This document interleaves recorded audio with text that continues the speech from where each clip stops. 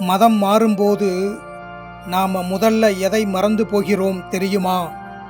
நம்ம குலதெய்வம். அது வெறும் ஒரு கல்லோ மரமோ இல்லை. அது நம்ம முன்னோர்கள் தலைமுறை தலைமுறையாக தாங்கி வந்த ஆன்மீக ஆதாரம். நம்ம இரத்தத்தோட இரத்தமா, நம்ம குடும்பத்தோட ஆணிவேரா அவர்கள் இருக்கிறார்கள்.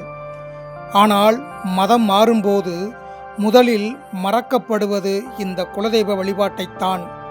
அந்த ஒரு செயலில் நம்முடைய குல மரபு, குல வழக்கங்கள் என எல்லாமே தொலைந்து போகின்றன. இது வெறுமனே ஒரு மதமாற்றம் இல்லை, இது ஒரு சமூக தாக்கம். நம் பிள்ளைகளின் ஆன்மீக அடையாளமே இதனால் தொலைந்து போகிறது. மதம் மாறியிருக்கலாம், ஆனால் நம்மை வழிநடத்திய நம் பூர்வ மரபை இழப்பதென்பது நம் வாழ்க்கையை காக்கும் ஒரு அஸ்திவாரத்தையே இழப்பதற்கு சமம். குலதெய்வ வழிபாட்டில் ஆரோக்கிய சாமி விசுவாசம்.